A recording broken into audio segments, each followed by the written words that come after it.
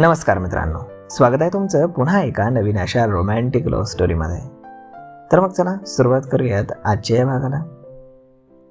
सलील कॅन्टीनमध्ये शिरला तर त्याचं लक्ष गेलं कोपऱ्यामध्ये. तिकडे हर्षाली एकटीच बसली होती. हाय, त्यानं तिला हात दाखवला. तिनेही हसून हाय केलं. तो तिच्याकडे वळाला. Harshali, are you waiting for someone? नाही. मग एकटीच बसलीस म्हणून विचारलं. लेक्चर बोरिंग झालं, झोप येऊ लागली म्हणून मग चहा घ्यावासा वाटला म्हणून मग इकडे आले. तू घेणार आहेस? हो, घेऊ ना. सलील काउंटरकडे गेला आणि 2 चहा घेऊन आला. तिच्या समोर चहा ठेवून तो बोलायला लागला. मग काय म्हणतेस? काही नाही. तू सांग पुढे, काय झालं तुझं आणि दिग्याचं? सलीलने चहाचा घोट घेतला आणि जे काही घडलं ते त्यानं सारं सांगितलं. अपर्णा मॅडमने केलेली जी मध्यस्थी आहे त्याबद्दलही तो बोलला. हर्षालीला अपर्णा मॅडमने केलेली मध्यस्थी बहुतेक आवडली नसावी. ती म्हणाली, पण मॅडमने यामध्ये जास्त लक्ष द्यायला नको होता. माहीत नाही, त्यांना वाटलं असावं हे प्रकरण वाढलं तर कॉलेजचं नाव खराब होईल वगैरे वगैरे. ती गंभीरपणे म्हणाली, म्हणजे मी ऐकलंय ते खरं आहे. काय? ते मी तुला इथं सांगणार नाही. चल मग बाहेर बोलूयात. ठीक आहे, पहिले चहा घेऊ आणि मग पलीकडे असलेल्या गार्डनमध्ये जाऊयात.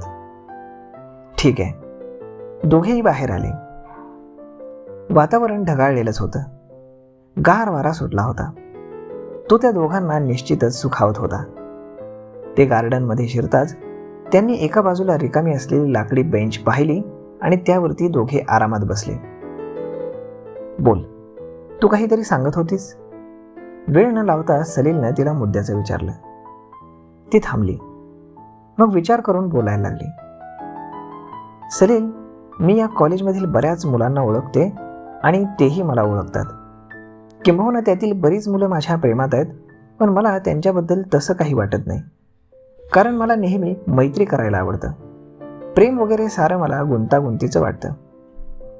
म्हणून मी मुलांपासून 2 हात दूरच असते. पण तुझ्याबद्दल मी ऐकलं, तू दिग्याच्या कानाखाली मारलीस आणि ही बातमी कॉलेजमध्ये वाऱ्यासारखी पसरली. तेव्हापासून माझ्या मनात तुझ्याबद्दल एक सॉफ्ट कॉर्नर तयार झाला होता. तुझ्याशी बोलायची इच्छा होती, पण काय बोलावं हा प्रश्न पडायचा. आणि मग त्या दिवशी तू कॉलेजमध्ये मला भेटलास. वाचनालयामध्ये तू बसला होतास. तुझ्या मागेच मी बसले होते आणि मुद्दाम म्हणून मी त्या दिवशी जास्त वेळ थांबले. तू वाचनालयातून बाहेर पडलास की मी तुझ्याशी बोलणारच होते आणि अगदी सारं ठरल्यासारखं झालं. मी तुझ्या मागे चालत होते, पण पुढे अचानक तुला काही मुलांनी अडवलं आणि ते सारे तुझ्यावर हल्ला करण्याचा प्रयत्न करू लागले. आणि मग पुढचं सगळं तुला माहीतच आहे. आता हे सर्व सांगण्यामागे माझा हेतू हा आहे की मला तुझ्याशी मैत्री करायची. तू माझा बेस्ट फ्रेंड बनावंस असं मला वाटतं. पण एक अडचण आहे. इतका वेळ शांतपणे ऐकत असलेला सलील डचकून तिच्याकडे पाहायला लागला. आता ती नेमकं काय म्हणते हे जाणून घेण्याची उत्सुकता त्याचीही वाढली. ती शांतपणे पुढे बोलायला लागली. कॉलेजमध्ये तुझ्याबद्दल एक चर्चा आहे. तसं जाहीरपणे कोणी म्हणत नसेल तरी खाजगीमध्ये बरेच विद्यार्थी आणि मित्र मैत्रिणी कुजबूज करत असतात. त्यानं तिच्याकडे प्रश्नार्थक मुद्रेनं पाहिलं. काय? आता हर्षाली गंभीर झाली. तिला सुरुवात कशी करावी हे सुचेना आणि शेवटी मनाचा हेया करून ती म्हणाली, सलील, प्लीज गैरसमज करून घेऊ नकोस. मी फक्त तेच बोलतेय जे मी ऐकलंय. अगं, किती उत्सुकता वाढवशील? जे काही असेल ते सांग ना पटकन. आता सलीलही थोडा वैतागला होता. सलील, मी असं ऐकलंय की तुझं आणि अपर्णा मॅडमचं काहीतरी आहे, हे खरं आहे का? सलील काही वेळ शांत झाला. नेमकं त्याला काय बोलावं हेच सुचेना. जशी डोळे बंद करून मांजर दूध पिते ना, तसंच त्याचं झालं होतं. त्याला वाटायचं की आपलं हे प्रकरण कॉलेजमध्ये कोणालाच माहीत नसावं, पण हे तर सगळ्यांनाच माहीत होतं. पण आता हे स्वीकारावं की नाकारावं हे त्याला ठरवायचं होतं. त्यासाठी तो जास्त गंभीर झाला होता.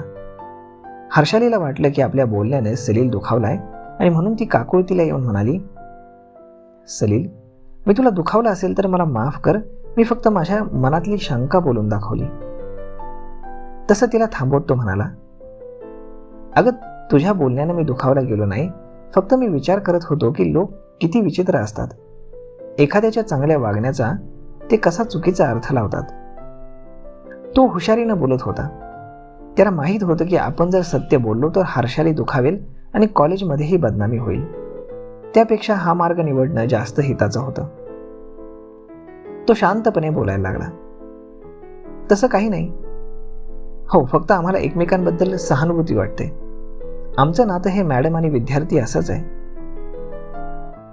सॉरी, मी उगाच तुझ्यावर संशय घेतला. Harshali, no issue. मात्र यानंतर तू माझ्यावर कुठलाही संशय घेऊ नकोस. आणि हो, आपण खूप चांगले मित्र आहोत आणि मित्र राहू, बस. मला हेच हवंय, हर्षाली म्हणाली आणि तिनं त्याचा हात घट्ट हातात धरला. तिचा स्पर्श त्याला आश्वासक वाटला, पण सत्य काय आहे हे मात्र त्याला माहीत होतं. मात्र आज ते सत्य त्याला दडवावंसं वाटलं होतं. का दडवावंसं वाटलं हे त्याचं त्यालाही कळलं नाही. तर मग मित्रांनो, आय होप तुम्हाला ही स्टोरी नक्कीच आवडत असेल. जर हा भाग तुम्हाला आवडला असेल तर आपल्या जवळच्या मित्रमंडळींसोबत देखील हा भाग तुम्ही शेअर करायला विसरू नका आणि चॅनलला सबस्क्राईब करायला विसरू नका. आपण भेटूयात पुढच्या एका नवीन व्हिडिओमध्ये. तोपर्यंत धन्यवाद.